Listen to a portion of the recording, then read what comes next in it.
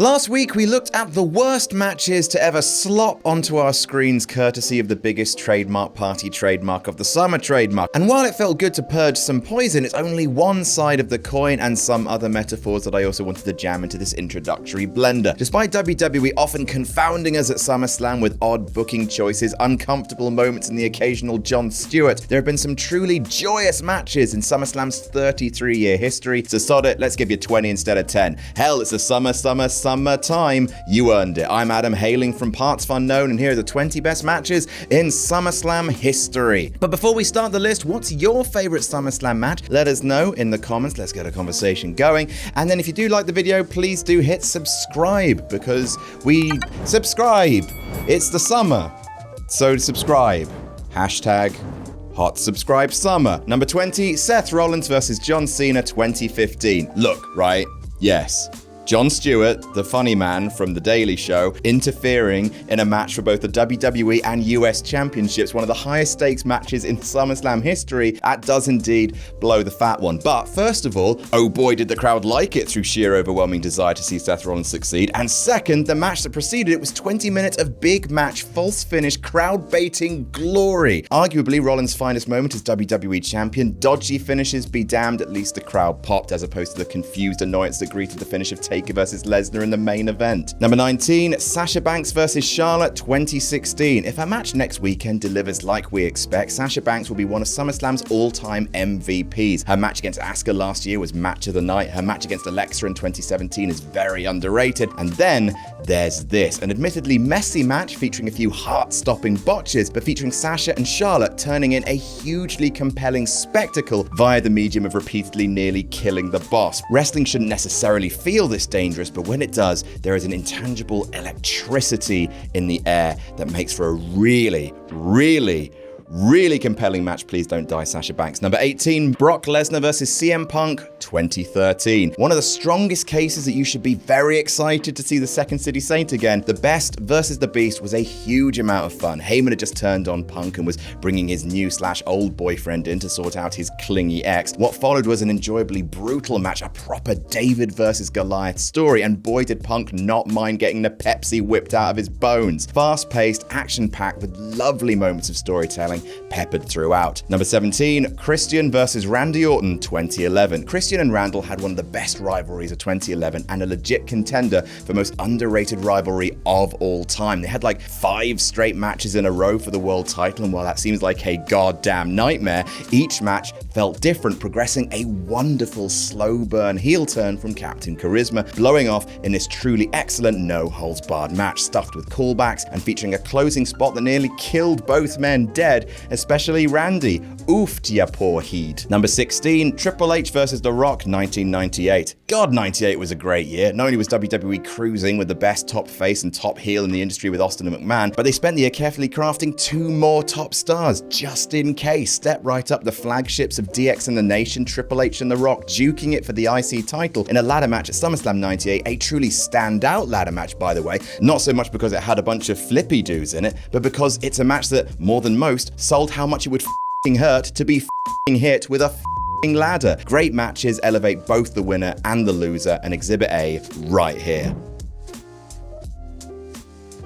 Number 15, Kurt Angle versus Brock Lesnar 2003, aka all of Adam's Christmas presents come at once. I love both these men, and 2003 represented the career peak for both. You could make a case that Brock peaked in the 2010s, but heck, this amateur endurance hyper-violence is my jam.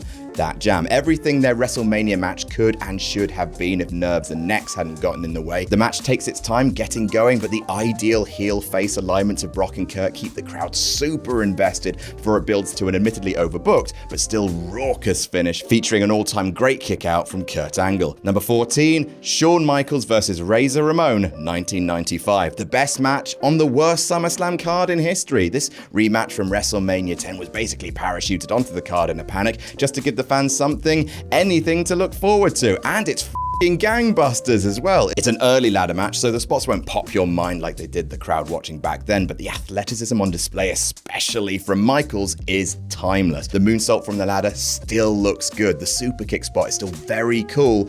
Just a shame that the finish was slightly blown because Michaels jumped. He tried to bring the title down by jumping at it, but it didn't work.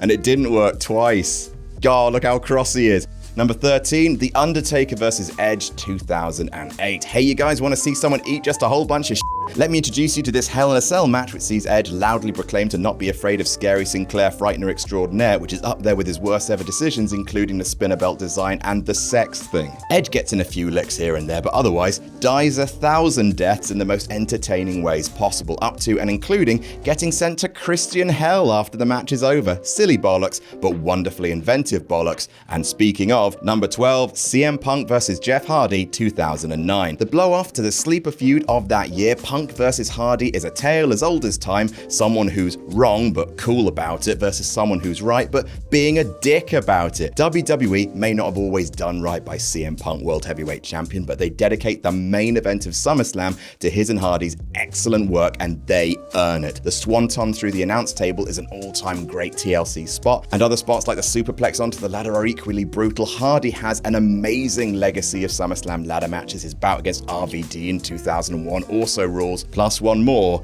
that we'll get to in a little bit. Ooh, cheeky. Number 11, Bret Hart vs. Mr. Perfect 1991. The Intercontinental title has an illustrious partnership with SummerSlam. The first ever SummerSlam saw the shocking dethroning of the Honky Tonk Man by the Ultimate Warrior. Rollins vs. Ziggler in 2018 was great. Triple H versus The Rock, HBK, Razor, and then there's this, only the second best match for the summertime strap, Hitman and Perfect, putting on a goddamn clinic. Hugely athletic, much quicker than you remember old wrestling being, in front of a rabid crowd, with the final beautiful sharpshooter sequence cementing Hart as the best technician of his generation. Number 10, Daniel Bryan vs. John Cena 2013. Big match, big feels. In 1993, the original plan was for Hulk Hogan to put over Bret Hart, but he refused to do the job. 20 years later, we finally got that passing of the torch, although it was immediately taken away because God is dead and Vince killed him. A fast-paced, history-stuffed crowd pleaser. Obviously, the GOAT is the story here, but all the credit in the world to John Cena for not only doing the job the Hulkster wouldn't, but making Daniel Bryan look every inch his equal in the jobbing, down to the clean as a sheet ending. The post-match was predictable as hell, but the best kind of outrage swerve, providing a low to balance this match's incredible high. Number 9, Kurt Angle vs. Steve Austin 2001. How good does a match have to be to make a crappy DQ finish palatable? This good, friends. An argument could be made that this is Austin's best match to not feature a certain people's champion, and Kurt is a warrior here, kicking out of multiple stunners, dragging Austin by his ankle into the ring, into an ankle lock, his face a crimson mask, hitting his beautiful moonsault, all called by JR and Heyman. It's just perfection. The DQ finish is frustrating, yes, by design, but at least Austin really had to work to get DQ'd, and that elevates it from a wait, it's over outrage to a story of a coward unable to beat his competitor, going into a frenzy and taking the only way out that's left to him. It's joyous stuff. Number 8, Kurt Angle vs. Rey Mysterio 2002. I love Kurt Angle so much, you guys. So much. SummerSlam 2002 is the greatest SummerSlam of all time, don't you dare disagree, but the bar was set ludicrously high by the opening match, Angle versus the pay-per-view debuting Rey Mysterio. This match is so fast, so fun, so fluid. The two men have chemistry the likes of which most wrestlers can only dream of having. It's the textbook example of how to elevate a star in defeat. The energy of the match cannot be done justice by just reeling off a list of spots. It's a bell-to-bell must-watch. Number 7, TLC 2000. Oh, what a silly match. The first official tender loving care match in WWE history and a centerpiece to the greatest period of tag team wrestling that WWE's ever seen. The Dudleys, the Hardys, and Edge and Christian battle in a match destined to be overlooked thanks to TLC 2 existing, but this match is a perfectly formed exercise in breathless escalation and incredibly satisfying bumps. A chaotic carousel of carnage where everyone gets a chance to shine in the most eye-watering way possible. Jeff crashes and burns. Bob rubber crashes and burns. Matt disappears into a pair of tables. Just brilliant stuff, loudly embraced by a very lucky capacity crowd. Number 6, Braun Strowman versus Samoa Joe versus Roman Reigns versus Brock Lesnar 2017. Oh, what a silly match. A cube of hosses going bollock for leather in a Saturday morning cartoon that never stops, never stopping. It's a high concept match that lives up to its own Looney Tunes existence, reminding us why WWE is a batch company for not currently having Braun Strowman in it. He is a terrifying force in a match made up entirely of terrifying forces. At one point, he just beefs an announcer's chair at the Samoan Joes when he's not busy slamming Lesnar through tables. It is a huge amount of entertaining nonsense. Number 5, Bret Hart versus Owen Hart, 1994. The only Meltzer 5-star rated match in SummerSlam history, and while it might not be quite that good, it's close, and that's saying something. Owen and Bret made nothing but magic when they worked together, to the point where they could even draw giant reactions out of WWE's rubbish Who Can Escape first version of cage matches. Turns out, the key is speed, as Owen and Bret repeatedly hurl themselves at the cage door with the kind of urgency that can't help but infect the crowd with the same energy. Number 4, AJ Styles versus John Cena 2016. 2016 SummerSlam will always have a place in my heart, as I was in the crowd for it, and man, I cannot tell you how good this match was live. It's genuinely a match so good that it pretty much destroyed its own pay-per-view. Nothing could follow it, with the explosion of joy when the right guy won, knocking as flatter than the earth might be. I'm just saying, there's some stuff about it, that's all. It's the best kind of big match where the groundwork builds to the kickouts, and the kickouts are really allowed to matter. Sheer excellence. And speaking of, number 3, Bret Hart versus the British Bulldog 1992. A match that we Brits truly hold precious, a diamond main event on a show filled with rough. Repo Man versus Crush, anyone? Anyone? But when you have a match this good in front of one of history's loudest crowds, no other match on the card mattered. Well-paced, technically seamless, much is made of Hitman's ability to walk Davey Boy through it, but Bulldog more than carries his end, and the whole thing is as crisp as a new bill, and that takes 2. It's filled with bursts of energy, power, crowd-stopping action. It's also one of Heenan's best turns on commentary. It's just wonderful stuff. Although the guys with the air horns.